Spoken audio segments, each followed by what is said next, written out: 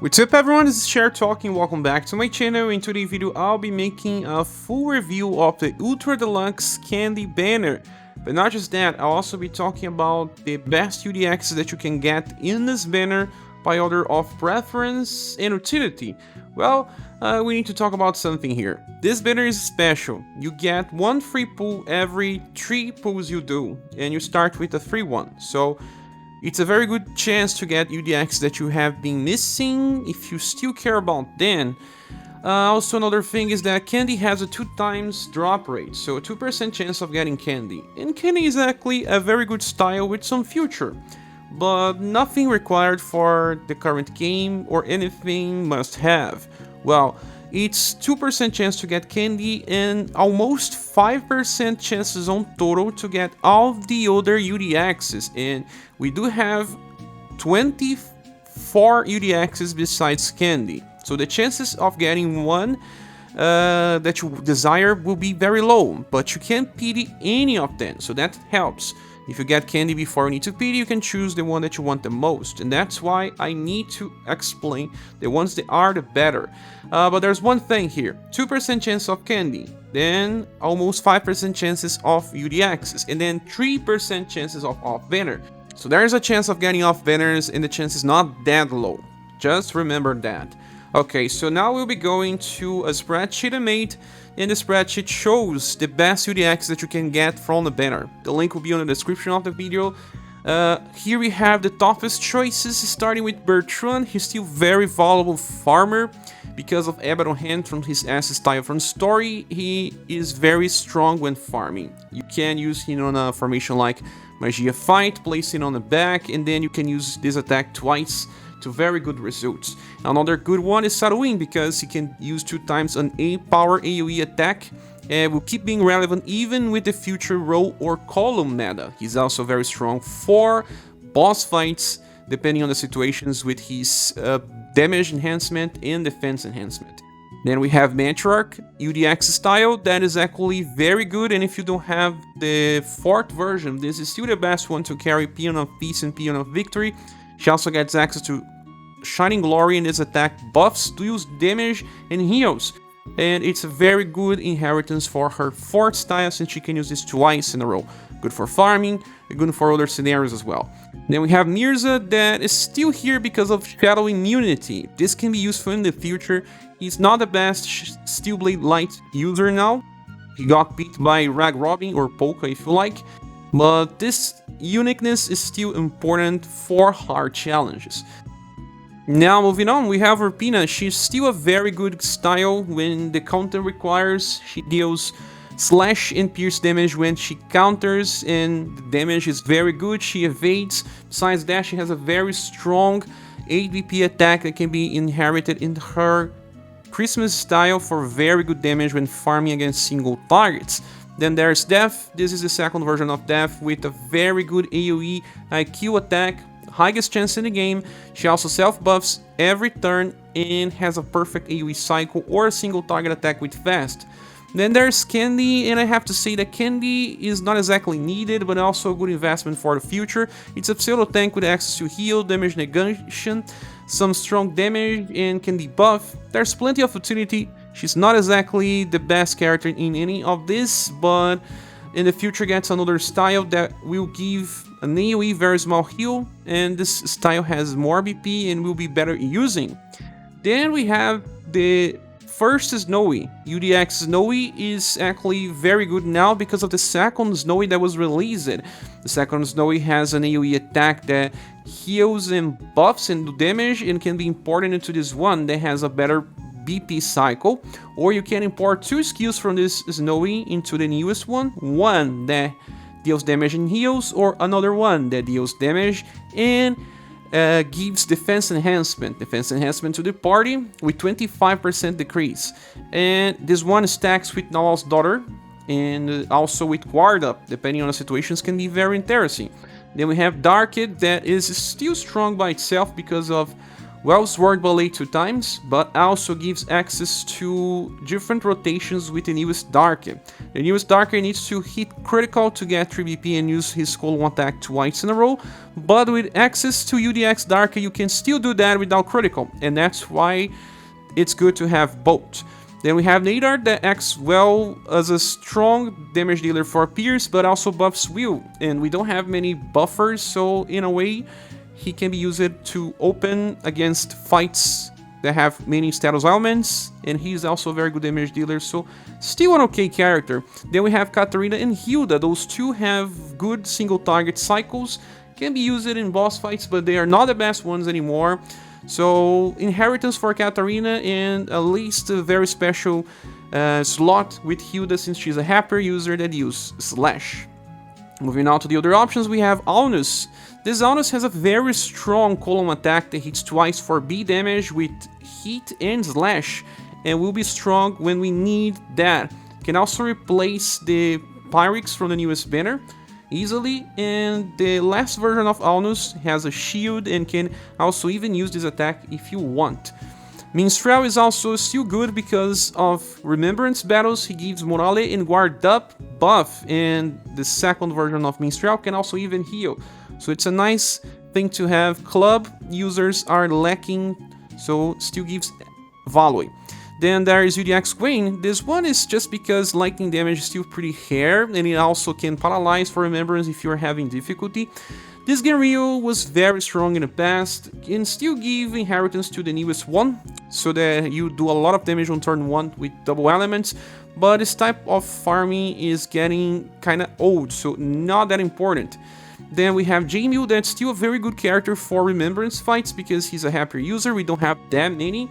And his skill number 3 deals a lot of damage, and he self-buffs, so not bad. He even beats Claudia from the same banner, but the good thing is that Claudia has Reveritory Shot that can be used with her Global X style for very strong turn 1 damage with Pierce.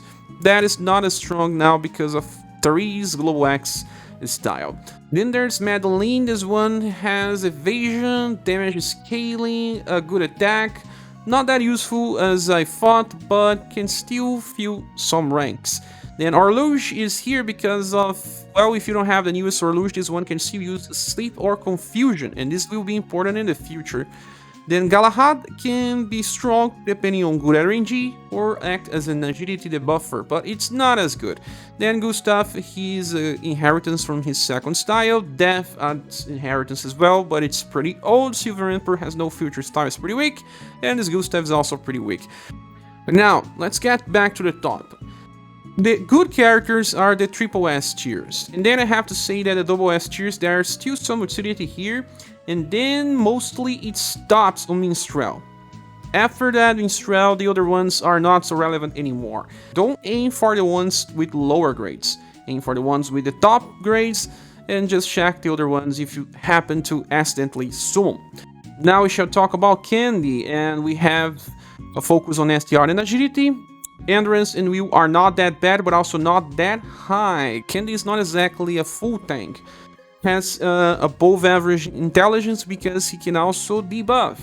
So he will take some damage. He has no damage reduction passive going all the time, but there's other stuff. And for passives we have Breath of Vigoration. When attacking he heals for around 150 and gets 1 BP, so that helps with some cycles.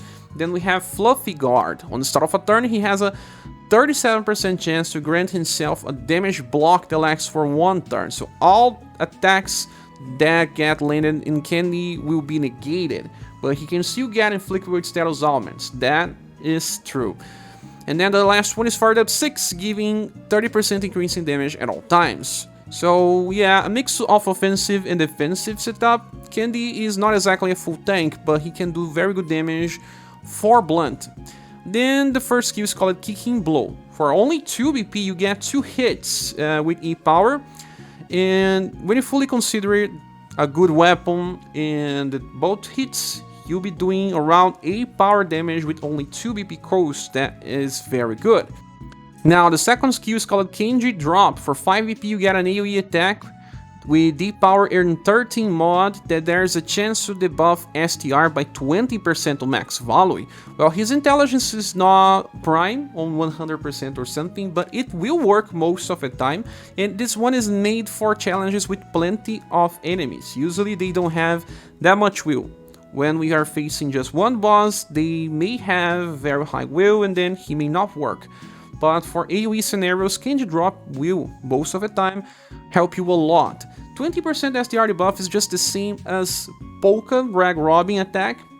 Polka is even fast, but well, Candy is a martial artist, he will attack most of the time before the enemies, and you can even use them together if the situation asks for it, but SDR debuffs is not the best type. I believe that a mass type is intelligence, then I guess agility, then dexterity, and the last one is STR, and there are plenty of options, but 20% with AoE is good, and he's not losing too much power to use Candy Drop. Well, he also gets 1 BP back when he attacks, so he can use this multiple times to become actually one of the best possible STR debuffers.